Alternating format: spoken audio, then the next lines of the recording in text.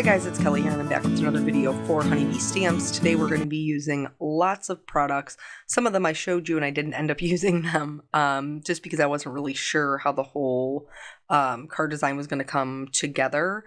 But all of them are things that I think I've used before in the past. So the main focal points are going to be images from Simply Stated, which is from the new release. And then you guys know I love mixing my new with my old. And so the older set I'm using is called Love is in the Air. And it is hands down one of my favorite sets Honeybee has ever released. So what we're going to be doing today is we're going to be embossing, dry embossing with stencils. And if you have found this video because you are here specifically looking for that, you're going to want to jump to around the 12-ish minute mark to see that. But because I wasn't sure about how my designs were going to come together, I have to do the coloring first. So I know what my color scheme is. So I know which cards to which ones to do the embossing on.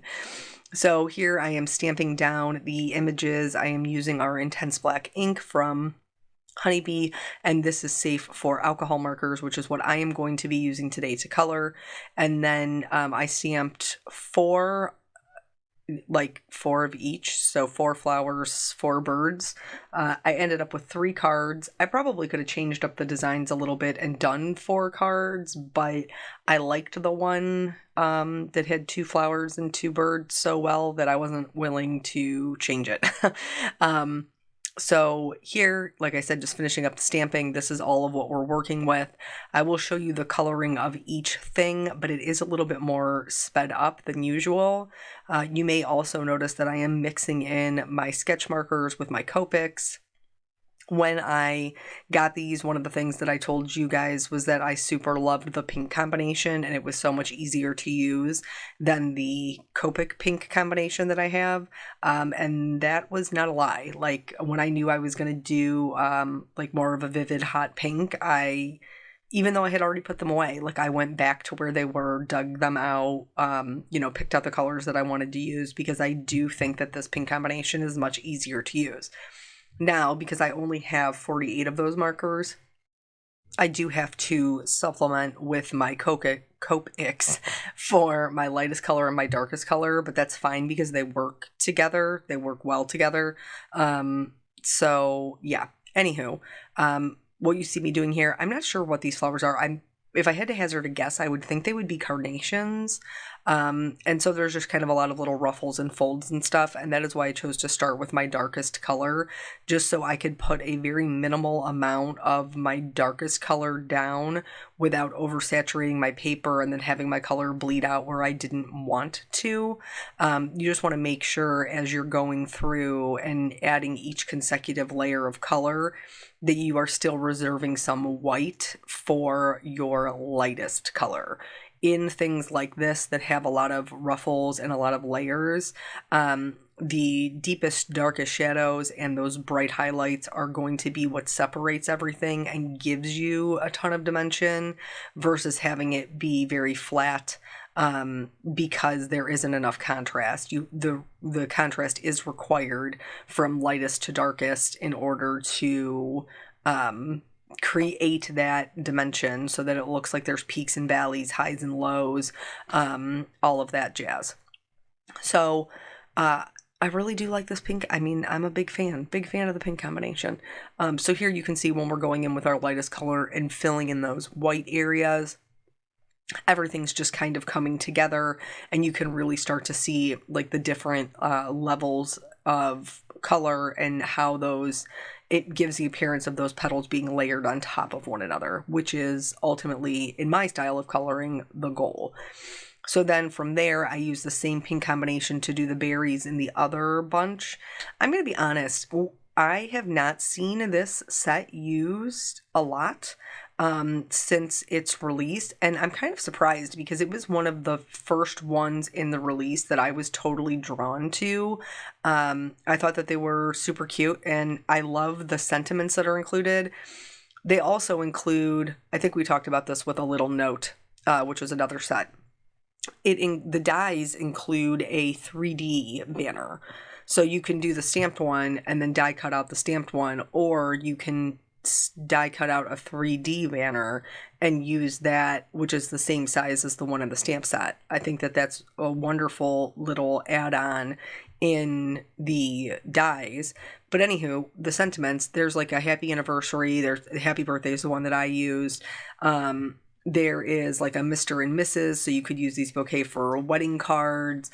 There's just all kinds of super good sentiments. Let me see what else is in here. Congratulations, happy anniversary.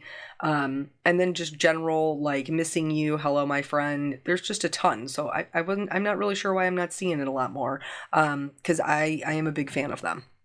But anyway, so usually, you guys know, we do like a lot of talking about the card construction and then we do story time. But because my coloring is at the beginning of the video, we're going to do story time a little bit earlier than normal.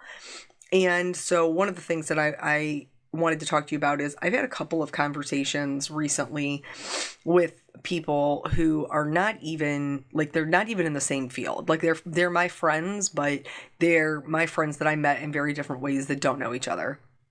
And in having conversations with them, one of them was a girl that I work with who was a dispatcher. She had called me about something from work and she said, "What are you doing?" And I said, "I'm making a card." And she's like, "Of course you are, because you're like the most creative person that I know," which I'm super jealous about. And I said, "Thank you, but there's no reason for you to be jealous." And she was like, "No, I am just not crafty. Like I wish I was, but I'm just not crafty." And I said, to be fair, all you need to be creative is the desire to create. And then she said, "I really think that it was kind of ruined for me by my elementary school art teacher." And I was like, "Really?" And she was like, "Yeah, like she just was super critical of the things that I did." And elementary school, okay? So we're talking between 5 and 12 years old, a literal child. And she was just super critical of all the things that I did. And then, I would try something and she never had anything nice to say about it. And then I was, making something else. And she said, "Maybe this just isn't for you." And I was like, "Well, okay then."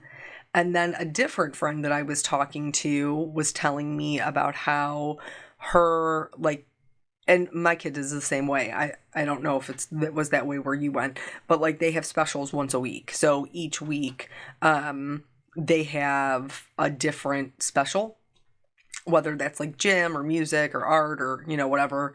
And, so she told me, she said, that again, we're having now, she's a friend that I know from the card making community, and her experience was very similar to my other friends. And she said, yeah, she was like, I just, sometimes I don't know really if my stuff is all, that good, or it kind of stifles me creatively because, I had this art teacher who was awful, and she was mean, and she was super critical, and she was like, I just remember every time it was that time of the week for specials that we had to go to art, I would just cry and cry because I didn't want to go to her class because she was so mean about the things that I created. This is absolutely abhorrent to me. My situation was not in art. I've shared this with you guys before. My situation was in gym, and that is how I basically never played organized sports again, because I had a gym teacher that just absolutely humiliated me in front of my entire class, to the point where I was just standing there crying and she was screaming at me.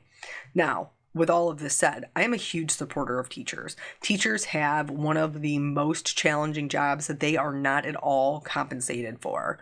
But the reason that their jobs are so important is because they are literally shaping the lives of our children. And that means the good, the bad, and the ugly. So these teachers who maybe it was a bad day, maybe they weren't all completely horrible teachers. We don't know, because we only have these three experiences that we're talking about. Or maybe it's not a teacher who told you that you couldn't create. Maybe it was a parent or a grandparent, a sibling. somebody in your life that you really valued their opinion, and then they just kind of wore you down and told you what you were making wasn't good enough, or it wasn't for you, or other people did better, or whatever it was. That is not true. That is not true. Everybody creates artwork differently. Everybody creates things that bring them joy in different ways. Your cards aren't going to look like mine, and they shouldn't, because we are not the same person. Maybe your medium is different. Maybe you really love watercolor. Maybe you really love sculpture or pottery or sewing. Whatever it is, whatever your creative outlet is, please, please, please, please don't let somebody steal your joy of creating. And maybe you're a person like my friend from Dispatch who super enjoys watching other people create art because she wishes that she could do that, but she never actually tries herself. Please try. Please do it for yourself. You don't have to show it to anybody. You don't have to, put it out there for the world to see, but it is feeding your soul to create these things if God has given you a desire to create, to be a maker, to use the gifts that he gave you. Please don't let somebody else steal that from you, because I promise you, even though you think yours doesn't look as good as everybody else's, or mine isn't like hers, or I promise you it is beautiful, even if it is beautiful in a different way. So please don't let people in your life just rob you of that. Don't give them that much power in your life. Please go make something that will feed your soul. Now, with that said, all of our coloring is done. We're going to move on to the die cutting and the actual technique with the stencils. So here is the sandwich I have. I'm using a Spellbinders Platinum 6. I have the base plate. I have an embossing mat. I do have the universal plate system, but you don't need it. So you need the embossing mat. Here I have my cardstock. I've spritzed the back of the back of it with water. Not super heavy, but just light enough to make it damp. I'm going to put my stencil on top of that, and then on top of all of this, I'm going to use the adapter plate. Then a shim. Everybody is different. Everybody's machines is different. So you may or may not need the shim. Also, if you have the original embossing plate, I am pretty sure it is the same as the adapter plate. So you would be able to kind of swap that out in your sandwich. But then I ran it through 4 times. So I went through once, back out, through once, and then back out. And every single time, and I tried with a bunch of different kinds of cardstocks, I got beautiful results. So this is the, I think it's Pretty Petals stencil from Honeybee. And the next one I'm going to do, which honestly I got the best results from. And I'm going to be honest, I don't know if it is because it was a thicker cardstock. Because it was. This one's 110. And I actually think the pink one is 110 too. So this one is Gina K. The pink one is Hero Arts. Or if it is because it's a darker colored cardstock. I'm not entirely sure which reason that it is better, but it is good. Like, it is so good. And this is such, especially with embossing folders coming back in style. Now, this is not in any way, shape, or form comparative to a 3D embossing in folder, but to a 2D, yeah, I think it is. And they're about the same price point. But if you have a stencil and you're like, wow, I really like this and I would like to use this textured, but I don't want to use my pastes or, be messy about it. I just want something nice, easy, and simple that's going to give me some texture. Ladies and gentlemen, this will do it. So this one is just my regular Nina 80 pound. And again, I got great results with that. I had no issue with the pattern showing up, with it being raised, with being able to see it in my card design. And this is the new Damask, however you pronounce it, stencil that came out. And just totally love them. Because sometimes texture can play a really important role in our card making design. Here I'm just using my bitty buzz cutter from Honeybee to cut out all of my colored images. That's what I'm doing here, and I'm just going to run them all through. And then I did go and look. Honeybee released they're called is it Opulent? I gotta look, hold on. Yeah, Opulent layering frames, and I had pulled that out along with the vintage layering, and I'm going to be honest, I ended up just using the vintage layering dies. That just seemed to kind of go with the look that I was going for a little bit better. But so I did all of that, and then here I am going to stamp down my sentiments and heat emboss them. I'm going to stamp them in white pigment ink and heat emboss them with white detail embossing powder. So anyway, what was I saying? I was on a roll and then we lost it. What was it? Oh, the texture. So embossing folders are coming back in, but creating texture on our card has always been important because it can take a design that is very simple and just kind of bump it up a notch because it has that extra visual weight with the texture that you've created, but also it's something that when you give your card to your recipient and they hold it, they can feel it, which also just, gives it a little extra something, which I think can really just bring up a simple card design. There is nothing that is super fantastic about any of my card designs here. I think that they're good. I don't know that they're great, but because of that added texture, it makes them more interesting. Here, I'm using my Sweet Petunia sticky mat because I did not stamp my sentiment before I die cut my floral bouquet out, which I would normally do, but because I wasn't sure what I was doing, I didn't do it. So I just used my sticky mat to hold it in place and stamp down my happy birthday, and then we're going to get on to the building.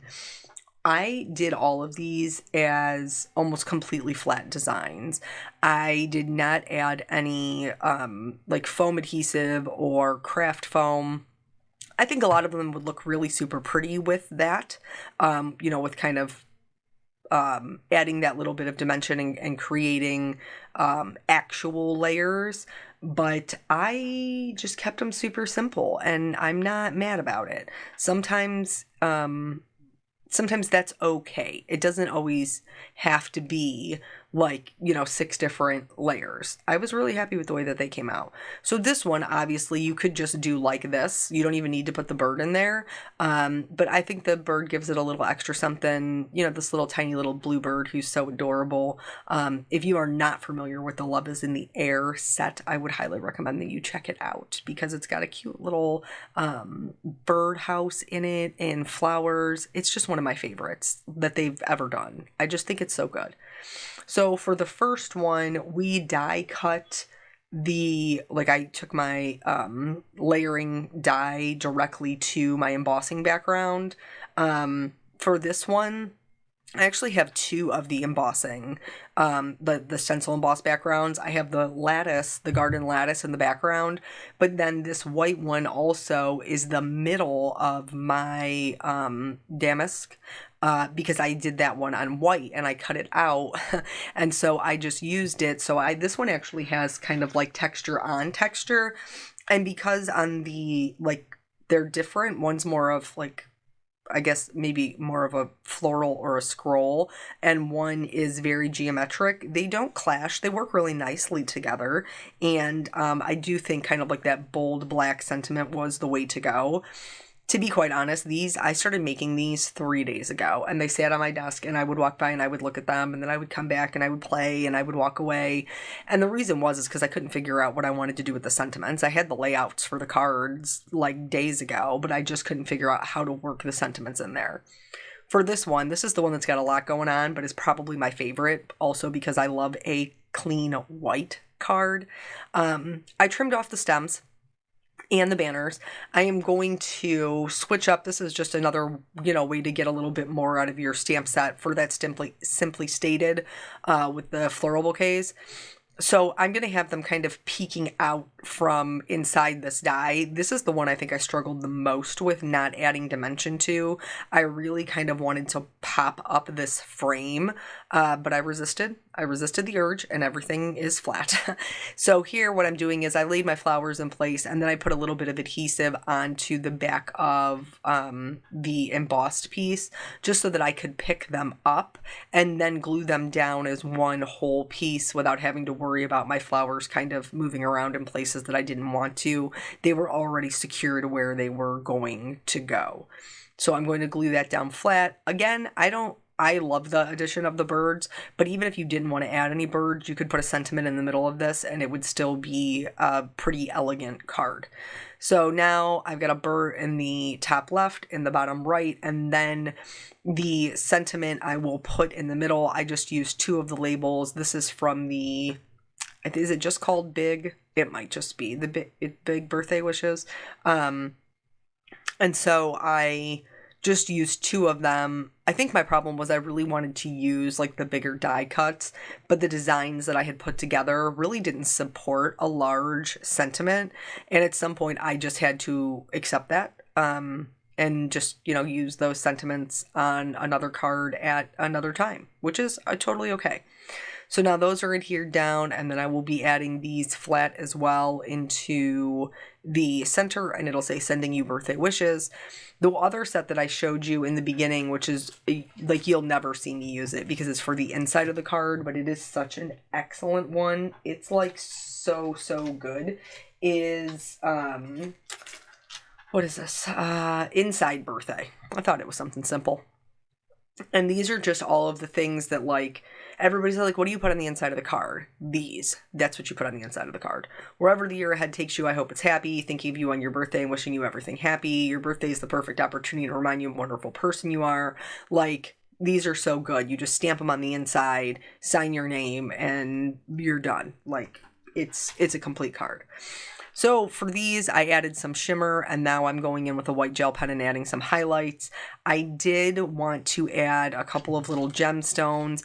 Some of the designs probably didn't need it per se, but I mean, who am I to deny a card some shine, honestly? So the 2 that I used, the Honeybee is the best gem stickers. I literally said that on somebody's video earlier today. But I used Bee Bliss and Rainbow Birthday, and they were perfect to add a little bit of shine. And then that is it. That is the whole video. I hope that this technique will help you kind of stretch your supplies and get more out of what you have, different looks, all that jazz. I hope you learned a little something. Thank you so much for joining me, and I will catch you on the next video. Bye.